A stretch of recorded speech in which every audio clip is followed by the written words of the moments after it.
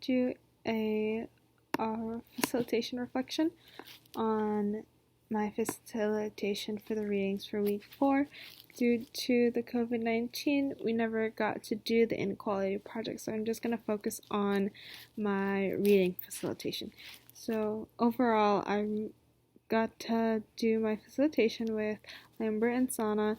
We didn't feel that much pressure because our peers were already so supportive and interactive.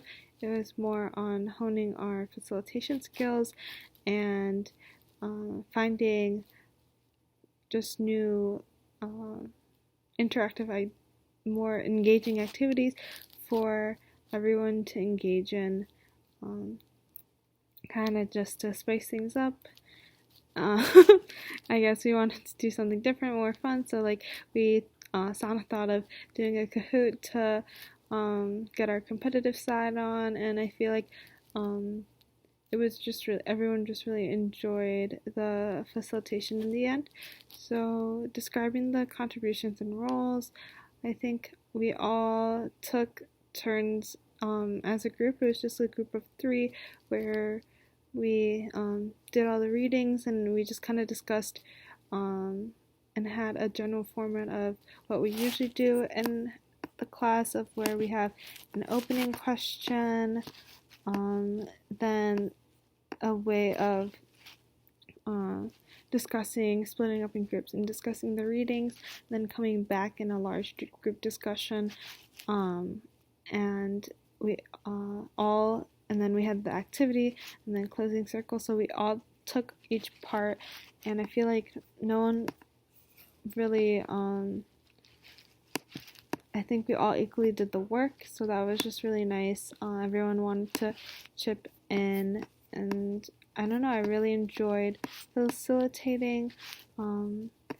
Despite the technology problem towards the end with the Kahoot, I think everybody was really kind of flexible, and we just made it work, which made it even more fun. I think that was my frustration with technology, not really being tech savvy, but everybody was just really going with the flow, which really made me realize that's something that I should work on, especially one area that I would have improved upon now, maybe doing just a run through before. Sometimes you never know when technology will, tech issues will happen, but just having just a run through just to make sure things that you can prevent. And I feel like our main topic for week 4 was just on, I can look back at my notes, it was on just PTSD and mental health, and how there's invisible disorders in general, and how we got to really be vulnerable and talk about that, and definitely how there's stereotypes and just privilege, and how sometimes privilege doesn't mean that your life is easier, but rather that it's easier than others. And one video that stuck out to me in week 4 was the person that was deaf, and how she had to sign low. That's what her parents told her to do. So technically that could be a invisible disorder that she could be hiding from others, which is harder because there's different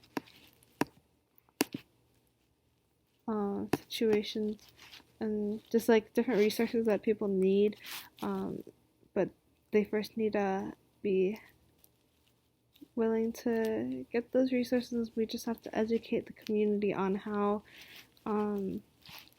we have to provide equality, and just definitely social justice, especially in those with mental health and disabilities.